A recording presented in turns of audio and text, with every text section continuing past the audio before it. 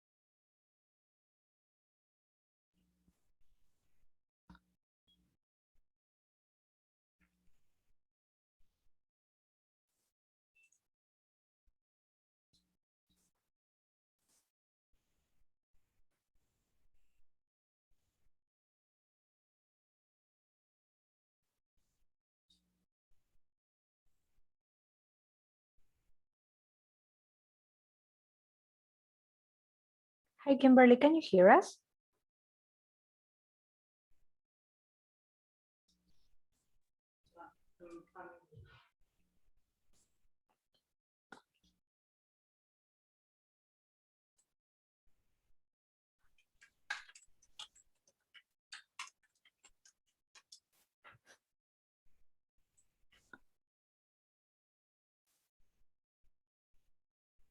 Eliana, you are the host though. Okay.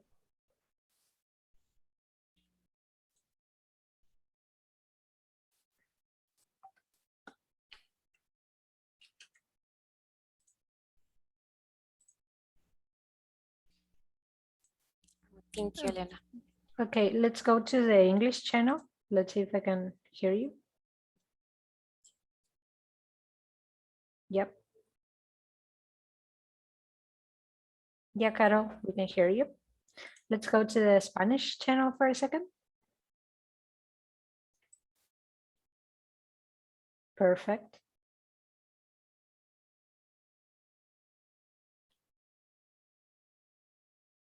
Perfect. Well, the interpretation is set. Thank you all. Do we No have problem. Halila and Attica with us?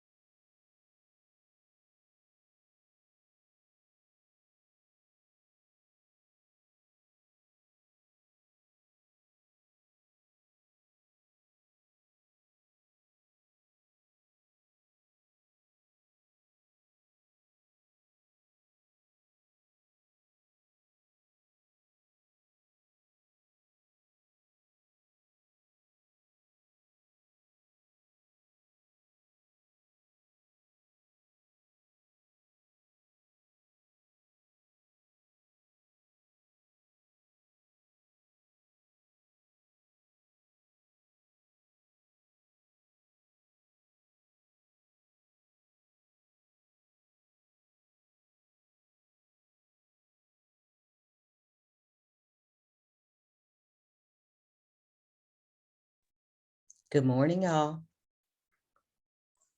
Good morning. Look at that amazing picture of Kalila. Oh my goodness.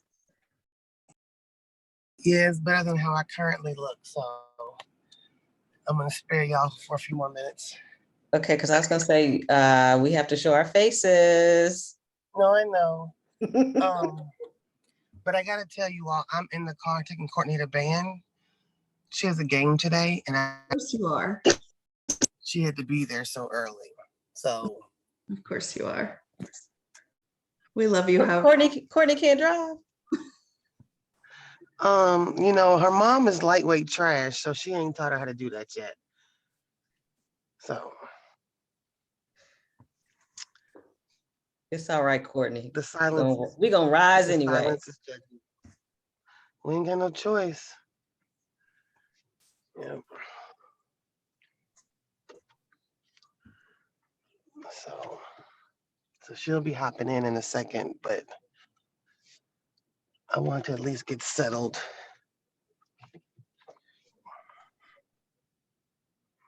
Ooh, those are cute earrings. Thank you. Thanks, Savannah.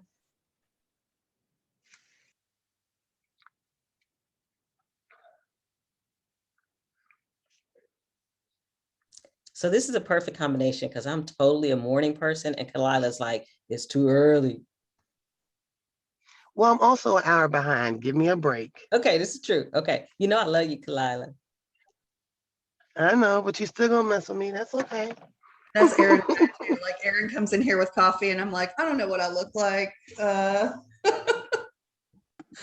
not even a morning Listen, we person. are all just. Would you say, Aaron, Hence you're why not you a have to morning have the person? coffee, right? Mhm.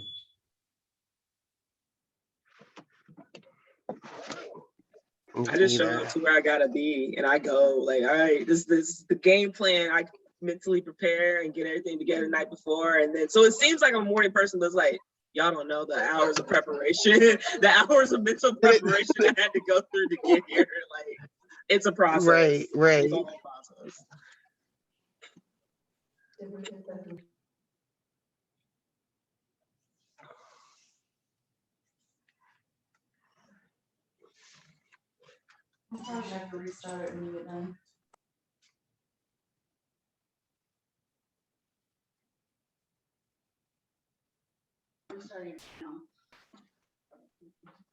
All right, ready?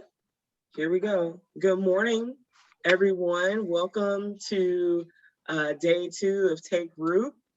If you were with us yesterday, we had an amazing 2 panels actually that were really just eye-opening and immersive, and very fortunate to have those speakers come through and give their time and give their stories and honestly resources. You know, this is a huge connecting event. We are going to continue to network and connect as much as possible. If you have not had the opportunity to go to your Whova account and put in your bio and tell some more about yourself, please go ahead and do that, because that is the best way we can connect as long as we are fellowshipping in this virtual world until we are able to be in person again, right? I'm just waiting on my booster. Like I'm waiting for it, I'm ready for it. But yeah, without further ado, we're gonna get right into it. Welcome, and looking forward to being with you all throughout the day. Thank you, Aaron. And I have the extreme pleasure of following our executive director, Aaron Smith. Yes, day 2 is so exciting. Day 1 already blew my mind. So I know we are in for a treat today. I did prepare to introduce our incredible panelists, but instead of sort of lifting up some highlights from their bios, I really want to ask everybody to go check out these phenomenal women's bios in the Whova app. I have been incredibly privileged to stand with and learn with these 2 women for, I don't know what y'all, 10 to 15, something like that. It's been a while. You don't have to say how long. Just say a while. Right. Since the kids were little bitty. And so yes. And they're all grown now. right. So without further ado, again, as Aaron said, please engage in the app and read about our presenters. And I'm incredibly thrilled to welcome Kentucky State Representative Attica Scott and Kalila Collins. Thank you. I just want to say thank you all at Take Root and KHJN for putting this on and for inviting me and Representative Scott. It's an honor to not only to be in this space, but to continue to work with you, Meg, specifically with this work. Like you said, we've been around each other for a very long time. We've got into some trouble. I guess we can call it good trouble. It depends on how you look at it. We did some really great work together. And so just really excited and thankful and gracious to be here with you today. Rep Scott, you wanna? Sure, but you didn't say. Who I was. I didn't Yes. say who I was. Sorry. And so my name is Kalila Collins. Currently, I am the project director for the Dove Delegates, which is a police deflection program in Louisville. I love me some Kalila. She's so humble. She helped to totally shift some thinking in the city budget around policing. And some money. And some money. Right, some money. So that's important, y'all. Seriously, that's important, especially when we talk about defunding police and what that means and looks like. This is part of that shift, right, of reprioritizing where we spend our money, what our moral calling is to take care of our neighbors and meet their economic and social needs. So thank you for your work, Kalila. Aaron and Meg, thank you so much for the invitation to be part of the Take Root conference this weekend. I really appreciate the expansive way that y'all are coming to this conversation about reproductive justice and just really seeing it as everything. It is everything. I'm Attica Scott, and I think Aaron, Meg, and Kalila knew me before I was a state rep. And so, this is a journey that we've been on together, right? And part of it is, how do we lift up one another in this work and in our communities? And we've all figured out ways to lift up one another. And so this is a reflection of that. So today, and Kalila, I just want to go really quickly over what we're going to talk about, and then I'll turn it back over to you to get us started. So what we wanted to do with our hour with y'all, and just the other part of what I want to say that brings me to this is that my work, including as a state representative, but even before that, was as a community activist and organizer, particularly with Kentucky Jobs with Justice. So that's part of what brings me to this conversation today. So we wanted to focus on the 2020 last year's uprisings for police accountability and racial justice, and connect those to this conversation around reproductive justice, what that means, what that looks like. We want to focus specifically on the community and space that was created in downtown Louisville at Injustice Square Park. We want to talk about what came out of that space that was created, and then we want to make sure we leave plenty of time for y'all to ask us any questions about that space, what was created, its connection to reproductive justice, and where we go from here. So I'll turn it back over to you, Kalila. All right, so I know for some people, maybe it's a far reach between last year's uprising, and it may not be a far reach, last year's uprising and RJ work, and wondering why talking about Injustice Square Park is important in this space. And so for me, especially, as a Black woman, as a Black mother, it's important that we understand the connection between police brutality and the right to parent and raise the children that we have. And so, that's one of the three tenets of RJ work, is being able to parent the children that you have. And so police in certain communities, especially in Louisville, Kentucky, definitely pose a threat to the ability to be able to parent the kids that we have. Um, and so at Injustice Square Park, because we were lifting our voices against police brutality, but then also we were met with more police violence, chemical weapons and different things like that. And we'll go into all of that. That also is an RJ conversation that needs to be had, right? We have no idea what the long-term effects of what happened to us down there last year will be on our bodies, on our children that were down there, on our mental health, all of those things. And so to me, that makes this a conversation specifically for this space. And so, and Meg, thank you so much for the content warning. We should have said that's going to be this whole hour, y'all. So just please, Sorry, if you're able, stay and sit with us in this conversation. If you have to step away, we totally understand. And so I think probably everyone knows at this point that last year's protests grew out of the murder of Breonna Taylor by Louisville Metro Police Department.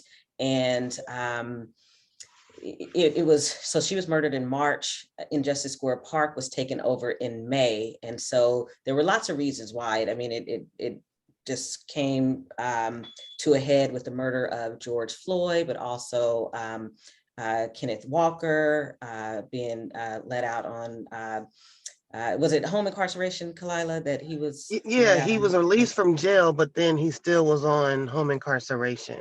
Yes. And so all of that was happening around the same time. And so. And can I cut in real quick? Mm-hmm. I think that what sparked it though was the 911 call. Yes. That came from him. I think people were like, okay, this thing happened. Let's see how this plays out. And then the 911 call was released. And people were like, it don't sound like what they were saying is happening in this space. And people kind of just lost it. That's right. And that was, so it was Thursday, May 28th, when folks initially took over Injustice Square. Well, it's known as Jefferson Square Park in downtown Louisville. It's pretty much the center of everything downtown, and government buildings, capitalism all surround Jefferson Square Park. And so on Thursday, May 28th, people took over the park, and by the weekend, it was renamed Injustice Square. And just so y'all have a little bit of background, that is the location where slaves were auctioned in Louisville. So there's history that goes with that location. Not only was it the center of downtown Louisville, you had all the big corporations that surround it. You got the jail, you got the mayor's office, you got city council, all of these entities. It was also the place where Black bodies were put up to be bought and sold. So that all came with it. And within, I think, a week, there became a 24/7 occupation of the square. And I think, Kalila, that's where we can go into talking about what that occupation looked like and what it meant, because y'all, it was powerful, and it was beautiful, and it was painful, and it was all the things that community is, right? It was no different than what we experience in community, except it was in a much smaller place. And so we were able to care for one another in a different way. So do you want to talk a little bit about that, Kalila? Yes, definitely. It definitely was a lot of it. I said to you a couple days ago that it was organic but intentional.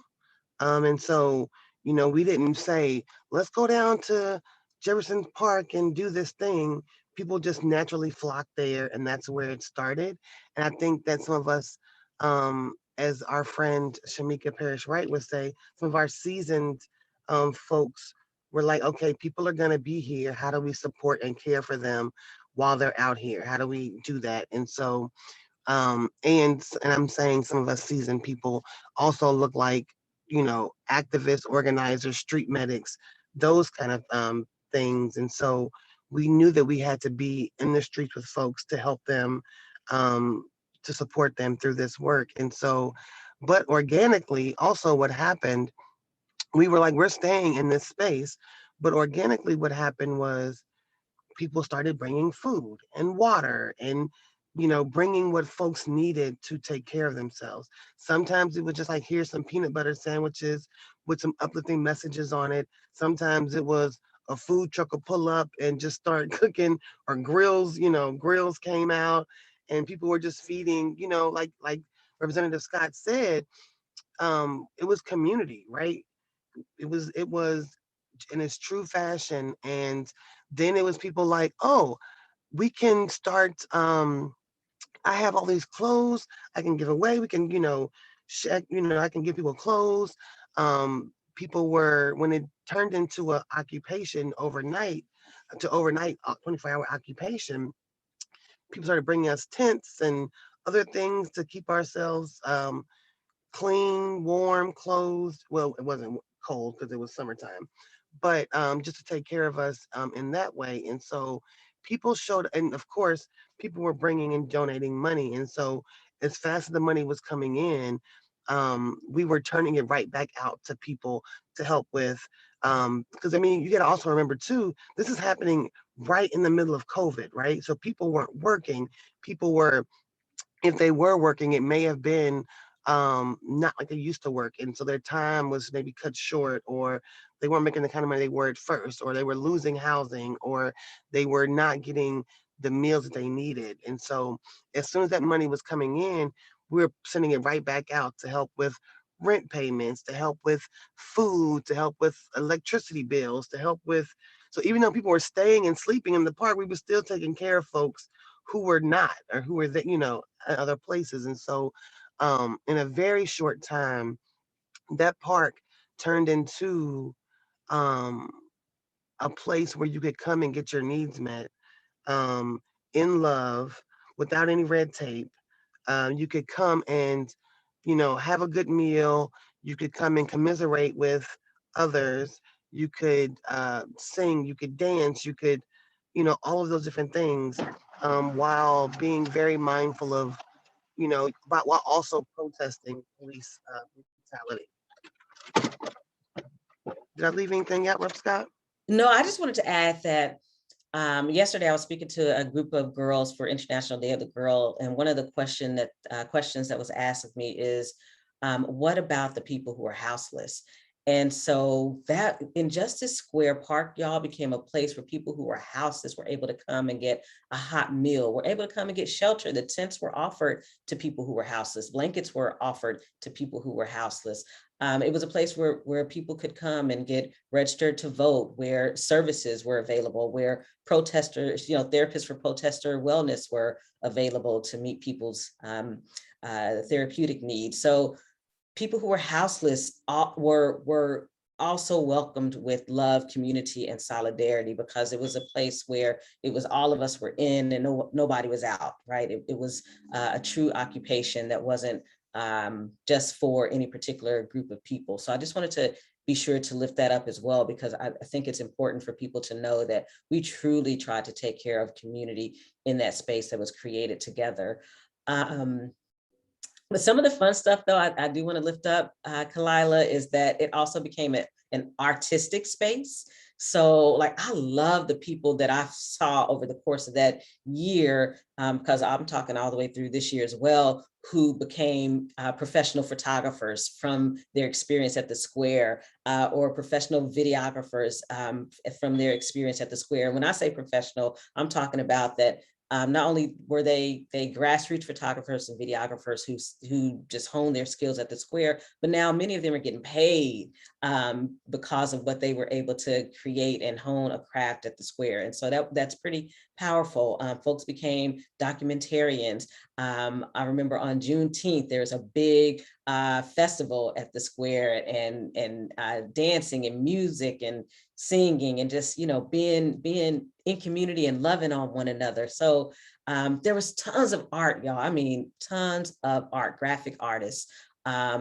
painters, just all of it was able to come to the Square and be highlighted in the pursuit of justice. Like, no one ever forgot. Yeah, that's right, Meg, the garden, y'all, the Square was taken care of in better condition than before we occupied it. That garden, man, That was phenomenal. my favorite piece. What? And so Yes. It was my favorite piece. Like, so whenever I would come back, I'm sorry, I get so excited about the garden. So I was there for the first month, and then I would leave and come back periodically, and to watch the things that were planted grow, and the sunflowers got so big, and I'm like, oh, there's peppers, and there's this, and there's that, and that was planted probably week 1 too, wasn't it?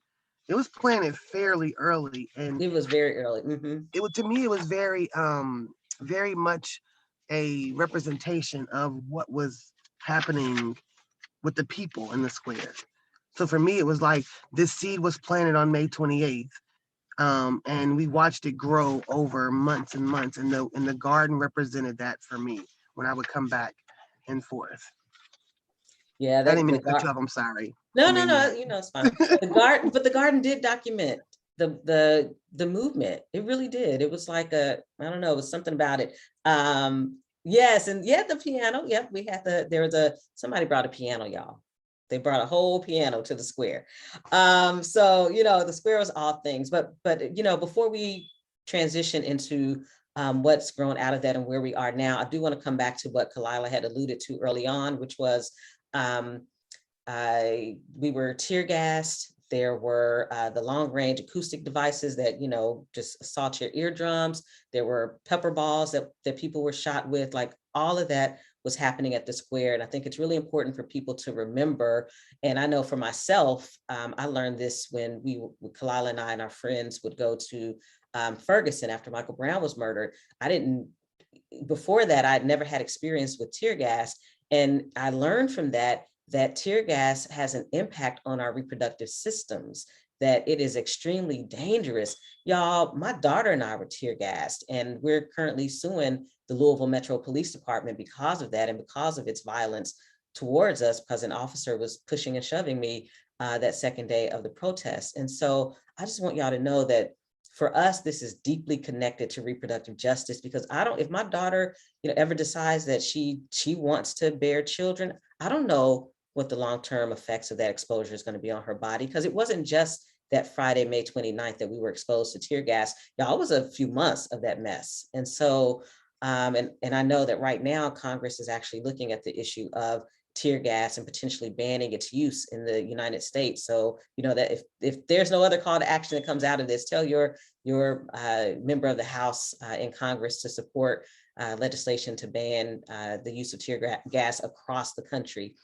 We did want to talk about leadership development, because out of that whole issue right there around protest to policy, that's part of what grew out of occupying Injustice Square, y'all. We have people who came down to protest who turned that into advocacy for public policy, whether at the local, state, or national level. So Kalila, we learned about her work around police and police budgets here locally. And we had people who grew out of the movement who are now like Metro Council watchers. Like, they watch what happens at Metro Council. They distill what's happening down to a form that's I would say understandable by people with a sixth grade educational level. We have folks who went to Frankfurt, where I serve as a state rep, and held a march and a rally for a full ban on no-knock warrants.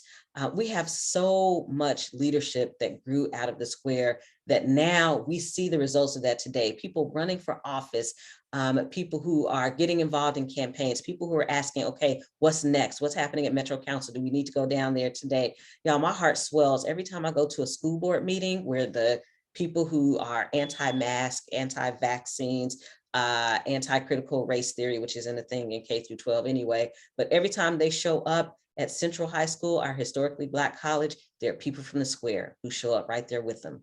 And it's just so powerful, y'all, and beautiful to see that, because it wasn't happening before Injustice Square, but it grew out of that movement. So Kalila, do you want to talk a little bit more about what has come out of the occupation of Injustice Square? Yeah, I think that, again, like you said, just the building of the leaders have been important. I know that, like you said, your heart swells. Some of these school board meetings, when I'm watching them, I'm like, oh my goodness, there's Breeway. It's about to go down. But again, it wasn't happening, right? Metro Council probably hasn't seen this many folks in there consistently ever, right? And I mean, you served, I think that people did wake up, and I think that people have been able to find their niche in this work and figure out how to find their voice in this work and figure out how to use it. And so it's been powerful. I think it's also been powerful the national connections and the national movement building that's happened as a result of it. We have organizers from here and protesters from here, supporting movements in other cities and states, and vice versa. People are coming to Louisville to support and help. And that didn't just happen in those first few months. It's still happening. We're still working with national folks and other places to build this movement. And so, what happens in Louisiana may not be exactly the same as what happens in Kentucky, but we're able to have that analysis now to build together to know that that our struggles are inextricably linked to one another. And I think that's been really, really important as we do this work. One other thing that I think that has come out of it, I mean, just some organizations and some other like our idea of what taking care of community looks like. So we have a woman who started a play group with kids where she goes and does pop-ups, and they do chalk and they play and they have balloons, and just like her thing is kids need to be kids and kids should be kids. And we have political education that's happening on a regular basis that came out of the square. We have um, you know people. Well, I think one of the most important pieces is the actual relationships that were built, that with people who would have never have crossed paths, because I mean you all know that Louisville is a very segregated city, and so there were people who would have crossed paths that met in that square and have remained friends and remained, community.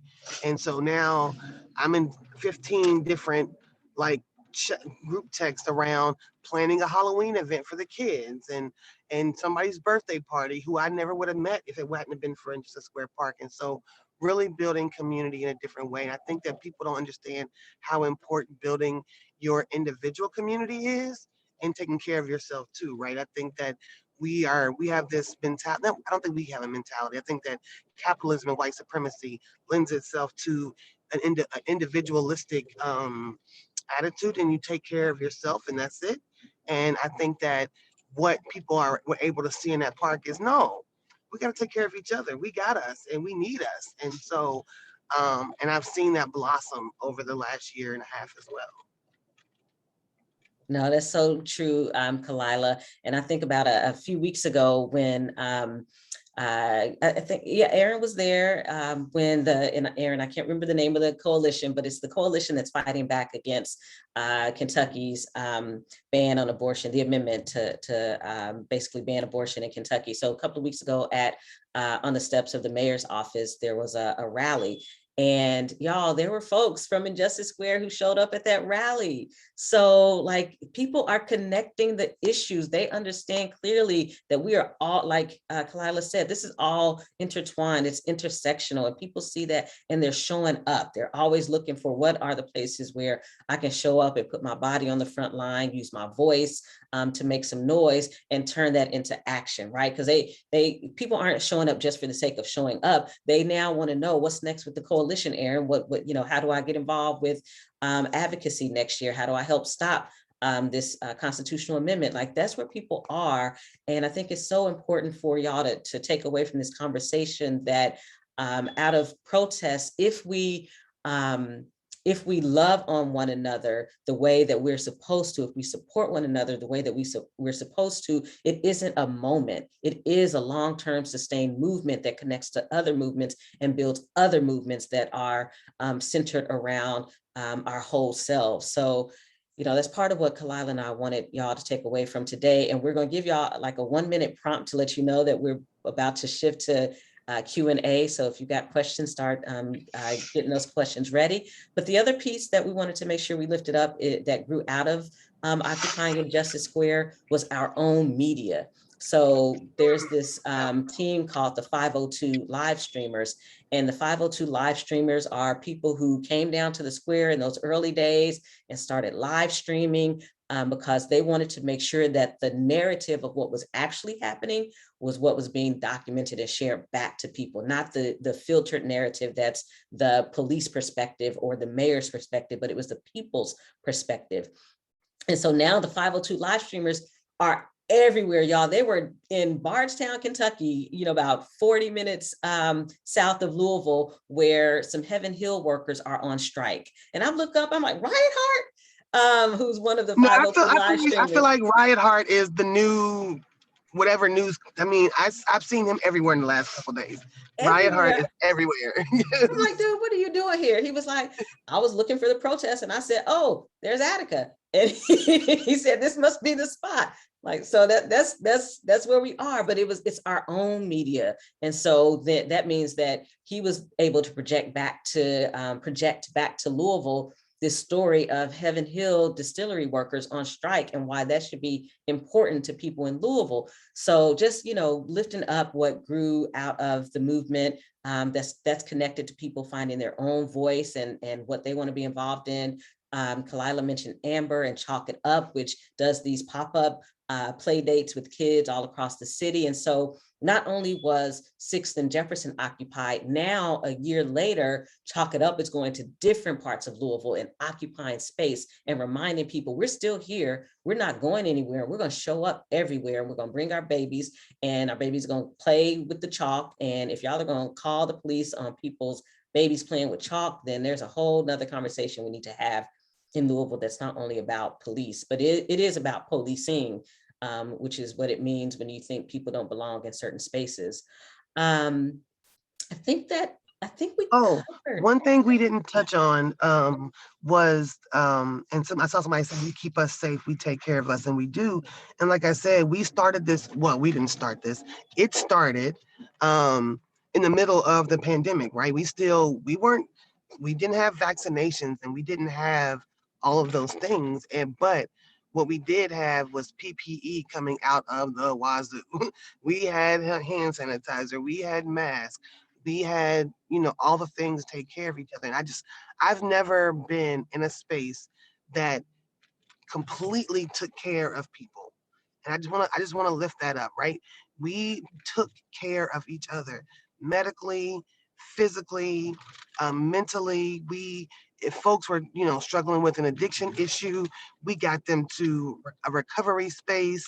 If folks were, sick or ill, even when folks were maybe potentially catching COVID and going home, we were still getting meals to them and making sure they had food and, things like that. And so, and I know this sounds like a glorified version of what happened out there. And if you watch some of the videos, it seemed like it was, and Rep. Scott alluded to this. It was a painful space, right? A lot was going on there. But can you plug it in the back? Behind you. And don't get it wrong, because we were community, we argued and we had fights and we did all of those different things. So please don't hear me act like it was all roses and whatever. It was not. But what we did was we handled those things and we took care of each other. And so we argued and then maybe had a fight. And then a couple days later, we were friends again. Like, right? Because we were family. It just comes with the territory. You're not going to always agree with somebody all of the time.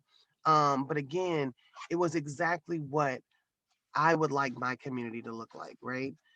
We didn't throw anybody away. I don't think we did. Maybe I did individually. We did have an election. We did have an election at the square to kick somebody out. Oh, so we did. Time, but we did have democratic processes at the square. we got voted. They got voted back. So somebody got voted out the saying. square. But but to Kalila's point, they were able to come back the next day. Like it was, it was a demonstration of the democratic process. But we still loved each other and they got to come back.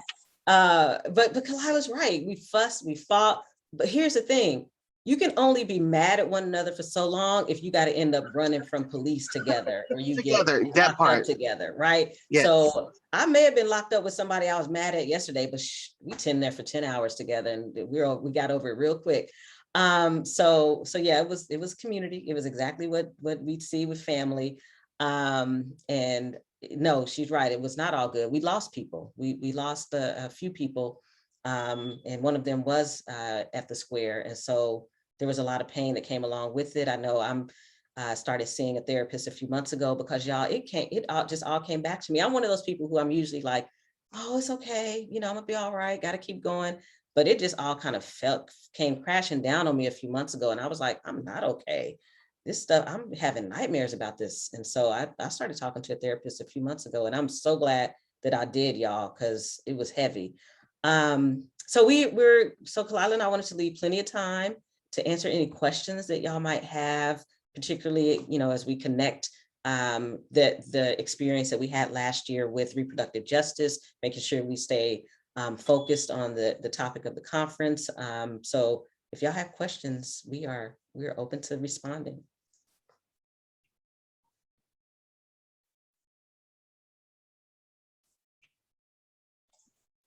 I can toss out a question if folks want to take a moment and drop something in the chat. Rep Scott, will you talk a little bit about the efforts to address implicit bias and maternal and infant mortality and morbidity here in Kentucky? Yes, so we have a whole package that the women in our House Democratic Caucus presented this legislative session focused on maternal and infant health. And so for a few years, I've been working on the issue of specifically Black maternal health, and so addressing institutional and systemic racism in healthcare. Y'all, it has not even got a hearing in committee after this will be the third year that we've been trying to work on it. In part, and I'm just gonna be honest with y'all, in part because the chair of the committee doesn't know how to talk about race and racism. And so she's not gonna lift up an issue that she doesn't feel like she's the expert on and can talk about. So that means that we gotta start applying pressure to her. She's in Northern Kentucky, so we gotta start making some friends and building some relationships in Northern Kentucky to apply some pressure, because Black women in Kentucky are 3 to 4 times more likely to die in childbirth than white women. And we are not addressing this crisis. We are not demanding that data is released to the public on an annual basis about the fact that Black women are 3 to 4 times more likely to die in childbirth. We're having to get that data externally. We are not addressing as you said, Meg, the implicit bias that people bring, doctors, nurses, medical professionals bring when they're caring for someone who's Black or Latinx or Asian or Indigenous. We're allowing this crisis to go unaddressed. And so that's been an issue that I've been working on for a few years. But I also want to add that I've been in the past year working on increasing access to doula services. So Medicaid reimbursement for doula services is a bill that I'm working on, as well as providing doula services to people who are pregnant and incarcerated. So that's been my focus. So we'll see if we could at least in this legislative session get a hearing on the bill so we can talk about these issues. We got to stop acting as if we can throw people away. On the one hand, the legislature wants to force a person to carry a fetus and give birth, but then on the other hand, they don't want to address the needs of people who are pregnant and facing this implicit bias and institutional and systemic racism. It's mind-blowing, and it can be demoralizing and wear you down and break you down, but we know we got to keep going. Thank you for lifting that up. And I want to make sure we see in the chat, we have a connection with the National Perinatal Association to be an ally for that. And I think too about how that implicit bias shows up, not just for pregnant people, but in people needing to go to emergency rooms and trying to access either emergency or general care. So thank you for that work. We have a question, Kalila. I don't know if you want to take this one from Aaron about some lessons about what we can take from Injustice Square to use in our broad RJ movement. The biggest one, and I hate that I talk in sound bites sometimes, is we got us and we get there together. And so it's really important that we continue to build community with one another. And so I think that, for example, in building community, different types of community, I think that people were exposed to things like doulas and other ways of birth, of other birthing options, right? I know it wasn't until I met the Winches some years ago that I understood that there were other things that I could do besides get an epidural and, have a baby. And so I think that that in that building community and learning from each other, you're able to then see alternative things, or you're able to understand and learn, and that what we've been taught and told all these years isn't always the best thing for our bodies. And that the people that we put in charge, or that are in charge, don't always have our best interests in mind. And so we might have to figure out on our own how to take care of us. And that's what we did last summer. I mean, because we had babies. We had babies out there. I mean, we didn't physically go into labor out there, but there were people that were maybe there might have been, who knows? Some of everything happened out there. You So remember who I knows? was chasing down that pregnant woman among the tear gas, and I was like, "Hey, we got to get this lady somewhere safe." Right. No, and that's what I'm saying. So there were people who were pregnant who were there that we had to make sure we took care of, right?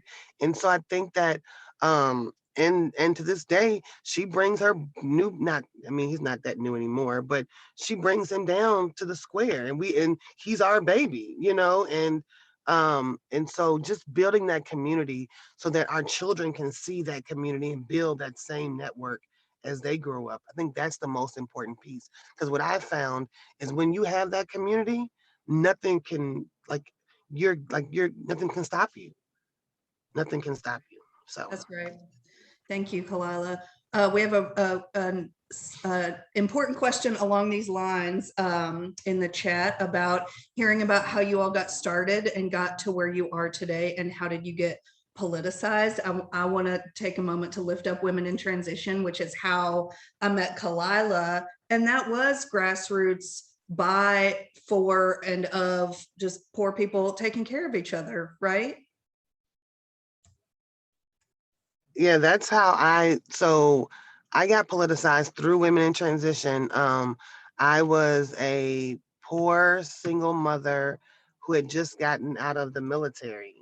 And I found this program that helped women go back to college. Helped single parents go back to college, which is now called Family Scholar House, but it was called Project Women.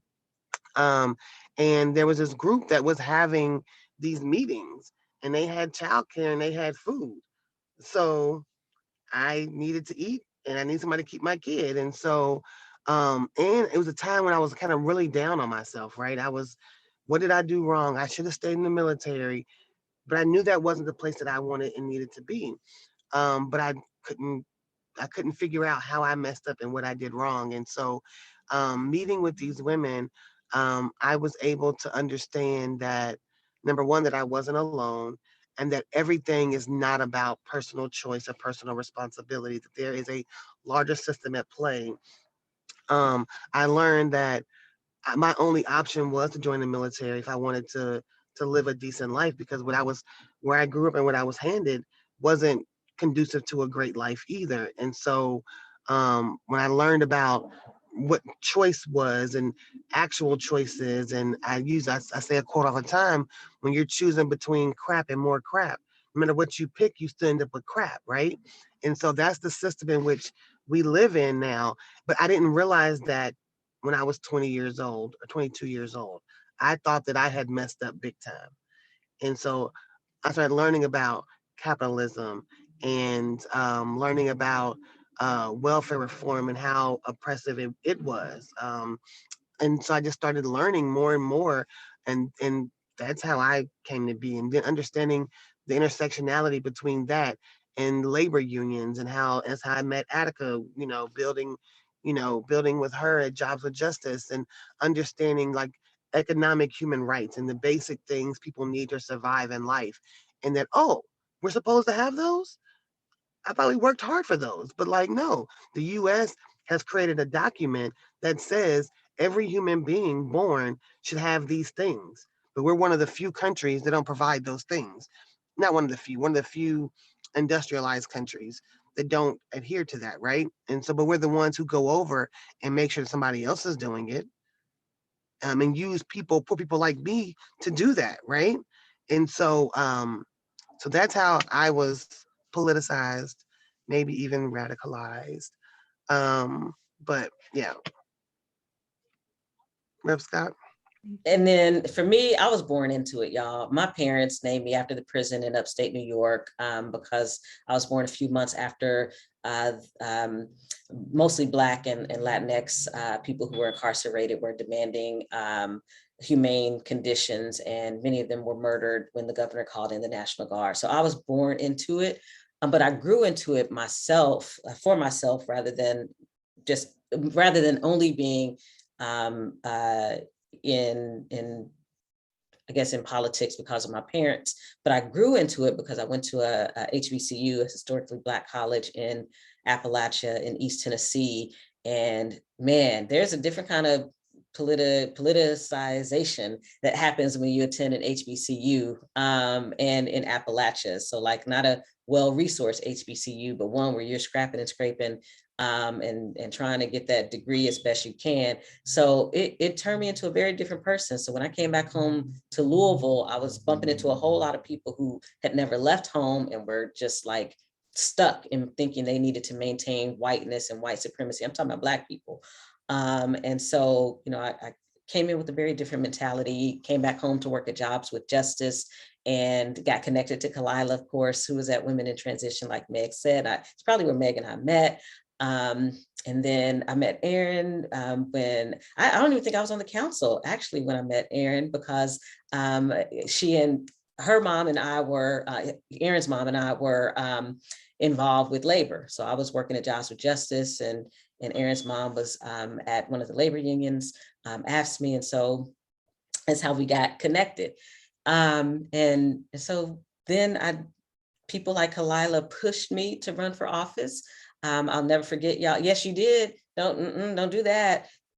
We were sitting around the table for months. We get together at one another's houses, our friend Africa, sitting around the kitchen table or the living room. And after a while, we just kept saying, nobody's representing us at any level of government, local, state, federal. We got to stop complaining. So one of us needs to run. Y'all, they literally looked at me and were like, so you'll be the person because you have fewer skeletons in your closet. That's exactly what they said. That's why Kalila's laughing. And so that's how I ended up on this journey, because they pushed me and said, we need to have that representation. So that's how I got involved. I love it. And then she pushed the rest of us to run. So we've all, like, our little circle have all ran. We got to. Rep Scott, we have a Yes. more question for you from Carol Mason. Dr. Mason at UK asks if you would speak to the point you made when you were in Lexington about Black women who took the survey and said that over-policing factored into their decisions about whether or not they wanted to be pregnant. Yes. Or parent. Yeah, Dr. Mason, thank you so much for that question. So it was the, well, first, I just want to start by saying that here in Kentucky, 65% of people surveyed said that they believe it is important for our state to allow access to all of the reproductive health options that are available, including abortion. So I just want to lift that up first and foremost, because for folks who are tuning in who are not from Kentucky, I want y'all to know that Kentuckians actually believe that we should have access to all of the options that are available to us. So what Dr. Mason is talking about is in 2020, last year, Sister Reach, which focuses on Black women's health, did a report on Kentucky, did a poll in Kentucky of a number of different issues related to Black women's health. And of the Black women who were surveyed, 80% supported Roe v. Wade. And then I don't remember the percentage, but the other group, it was a group of young people who were polled who said that financial insecurity has an influence on a woman's decision to bear children. And so here in Kentucky, we have a 67-cent wage gap for Black women in Kentucky compared to white people. And so that was one of the points that came out. The other point that came out is that for young Black women between the ages of 18 to 34, over-policing factored into their decision to give birth. Over-policing. So like, no, why would I want to bring a child into this world where, if I'm Black and Latinx, ICE, might be present in my community, or of course, what Kalila and I have just been lifting up about police here. And then the last point that came out of the survey is that 54% of Black women stated that racism has a negative effect on their emotional and mental health. So thanks, Dr. Mason, for reminding me about that Sister Reach poll. Yes, thank you for lifting that up. So important. I've been seeing Sister Reach roll that out from different states, and it is phenomenal. Thank you, Erica, for info in the chat from Sister Reach. Wonderful. Do we have any additional questions? I'll hang out for a moment while we, or if Kalila or Rep Scott want to lift up anything, we do have some more time. Thank you all for saving so much time for this rich conversation.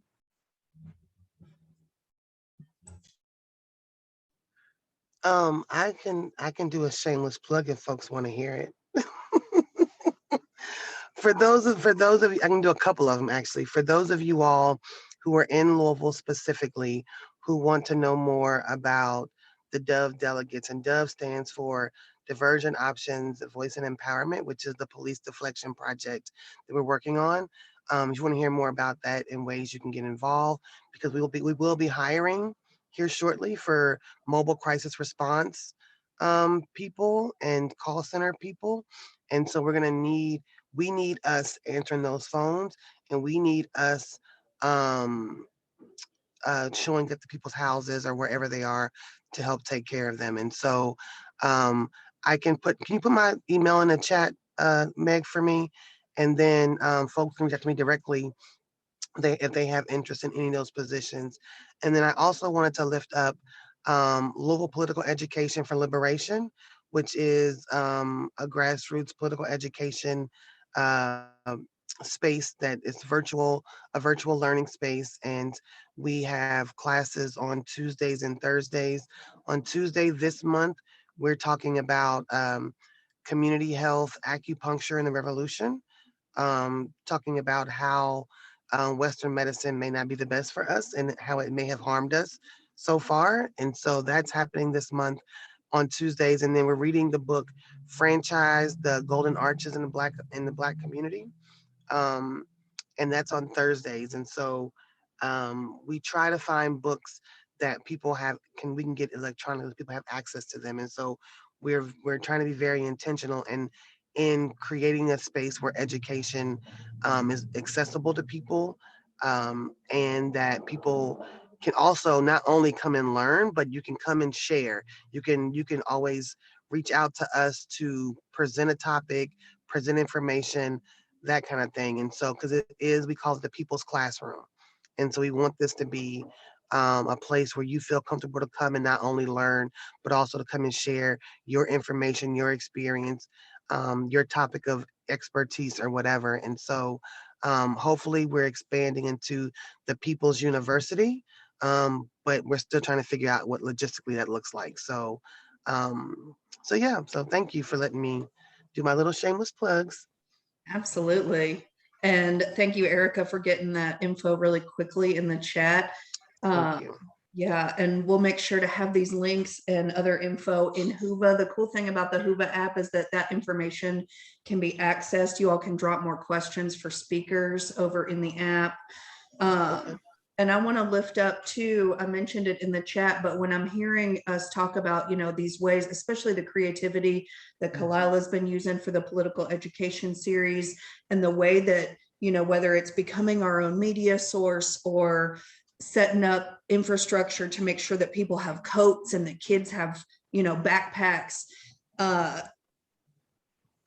I have to shout out the sort of Occupy, especially our occupation of the ICE headquarters, and lift up the intersections. I know we're talking all about intersections. We're here talking about Red State RJ, so we have to lift up the intersections, but our movements are not going to get there in silos. We know this. I don't need to preach to the choir, but what happened in Injustice Square was born out of what has happened at WIT and at Occupy ICE and in all of these other spaces. And to me, that's part of the point of Take Root, right? Like, how many of y'all did I meet at Take Root in like 2014?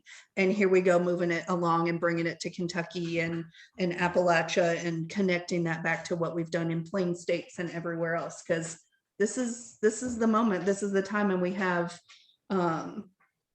to get creative, I wore my shirt yesterday that said, come hell or high water, we're funding abortions in these hills and hollers. And I like to Yes. say that we're in the high water phase of late stage capitalism right now. Like it's not about to get easier on us.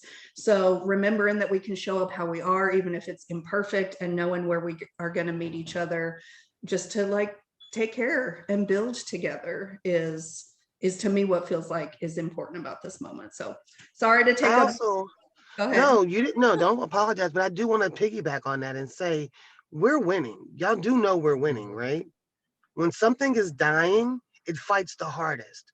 So I feel like the fight that we see right now is them recognizing that we are winning.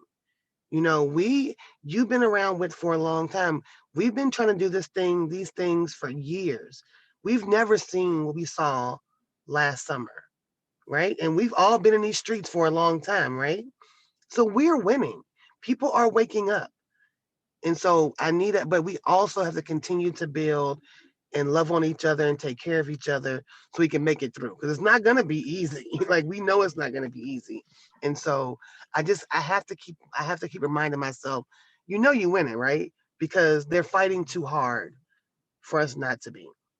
That's right. And I didn't come here to campaign, but I will just say, if you're paying attention to what's happening in Louisville politically right now, that's exactly what we're experiencing. That there are people who are gatekeepers, and gatekeepers are designed to make us think we're not winning and to try to be a barrier to our victories. But we will get there. And as our friend Shamika says, we will get there together. So I just want to close by saying, no matter where you are in the country, we need all eyes on Kentucky next year and help to defeat this ballot amendment to ban abortion in our state.